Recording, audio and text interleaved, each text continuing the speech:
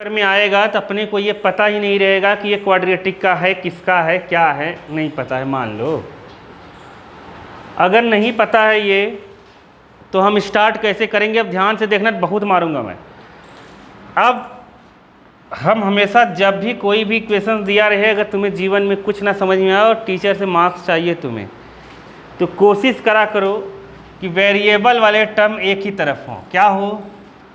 Variable वाले terms एक ही तरफ हो। जैसे 1/a 1/b ये कांस्टेंट है, इसको इधर ही रहने दो।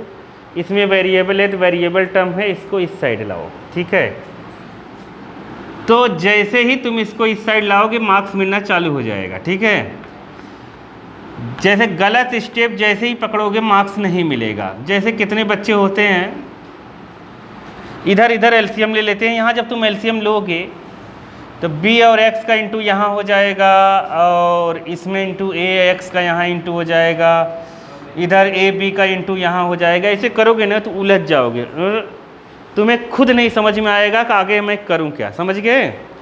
इसलिए चीज़ों को समझो। जैसे वेरिएबल एक साथ हो गया तो टेंशन ख़त्म, कांस्टेंट एक साथ, वेरिएबल एक साथ। अब एलसीएम ले लेते हैं आराम से। देखो इसका यहाँ कर देंगे, x हो जाएगा, इसको यहाँ करेंगे -a -b। पेपर में आ चुका है ये सवाल ऐसा। देखो इसका यहाँ पर इंटू होगा, सबके साथ माइनस हो जाएगा।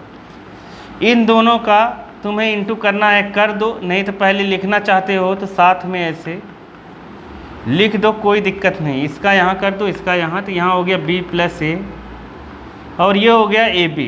समझ गए? x से x देखो क्या हुआ, कट गया। इन दोनों में माइनस कॉमन ले लो,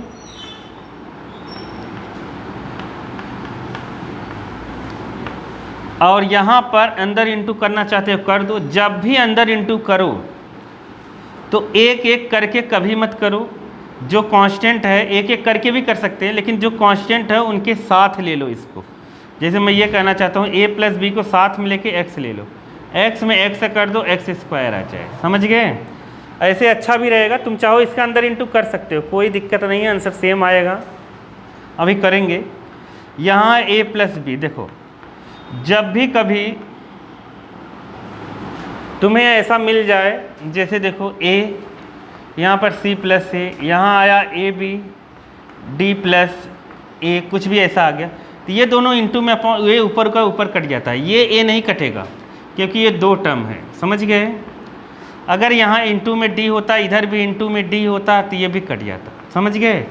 तो ऐसे डायरेक्ट काट दिया करो, कोई मतलब नहीं है। ये काटो इससे। ठीक है, यहाँ 1 बचा, यहाँ क्या बचा 1, इसको उल्टा उठा के कर दो, या इसका इंटू यहाँ, इसका इंटू यहाँ, क्रॉस मल्टीप्लिकेशन कर दो। तो कितना हो जाएगा? इसका यहाँ करेंगे, माइनस का ab = इसको इधर कर देंगे तो हो जाएगा कितना, a + b x + x²। ये तो बहुत ईजी सवाल हो गया।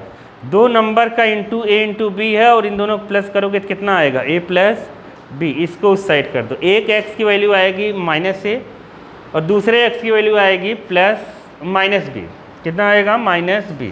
इसको सही से लिख लेते हैं, x², इसको लिखते हैं इसको, x² + a + b x + ab। ये तो सेम बन गया कि ये दो नंबर का प्रोडक्ट है, ये 2 नंबर का उसी नंबर का सम है, तो कोई दिक्कत नहीं, इंटू कर दो। पहले से सेट है, ये कुछ करने की ज़रूरत नहीं है।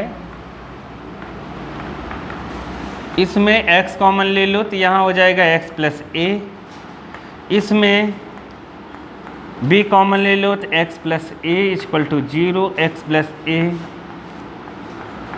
एक ब्रैकेट में प्रीवियस ईयर का क्वेश्चन है ये, और यहाँ x = -a x = -b।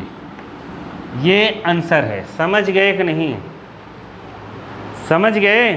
समझ गए ना? वाल कुछ करना नहीं है, कॉन्सेप्ट क्लियर होने चाहिए कि सवाल को